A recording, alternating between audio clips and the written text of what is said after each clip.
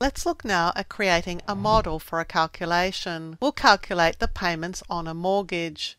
To do this, it will help if we first look up the kind of function to use. So I'll choose the Formulas tab on the ribbon here and click Insert Function. And I'm going to look for a function that's going to help me with payments on a loan.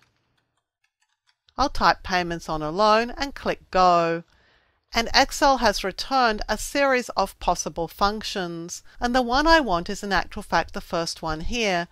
PMT calculates the payment for a loan based on constant payments and a constant interest rate. I'm going to click OK because I want to have a little bit of more of a look at the function arguments so I know what data I need. I'll need the rate, which is the interest rate on the loan. I'll need the number of payments for the loan, and I'll need the present value of the loan. These next two arguments are optional.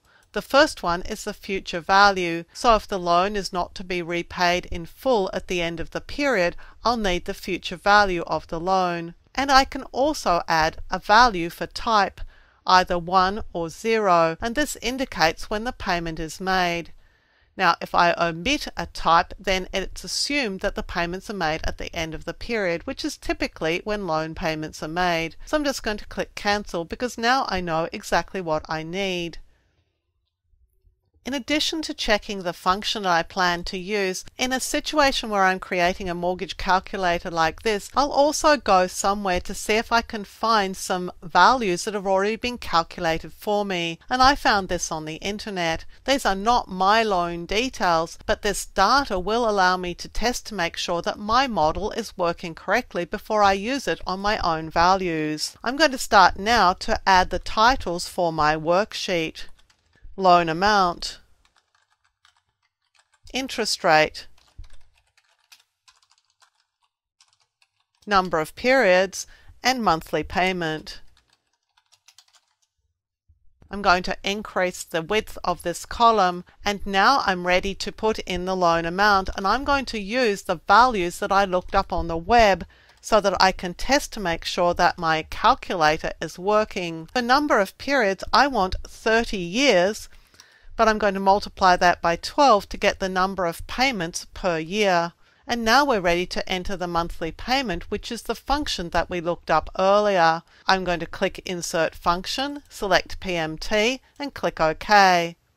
To enter the rate, I need to enter the interest rate per period of the loan. I'm told that if I were using 6% for quarterly payments, I'd need to divide 6% by 4.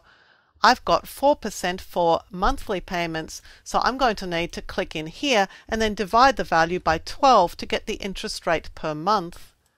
The number of periods I've already calculated, so I'll click in that cell, and the present value is the amount that I'm borrowing.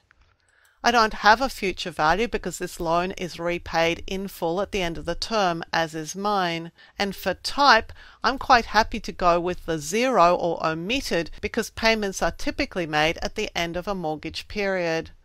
I'm going to click OK. And Excel has returned a result which is exactly the same as I found on the web. Excel is giving me a negative number because this is monies paid out, but the actual value is correct. So I know that my mortgage calculator is now working perfectly. So I can go ahead and replace the values that I got from the internet with the values that relate to my particular mortgage. So I have a mortgage that's 25 years, 5%, $250,000. That's what I want to calculate the payments on. And here Excel is giving me the result. Whenever I create a model like this, wherever possible, I'll try and find some already calculated data that I can use to test the model before I put it into use.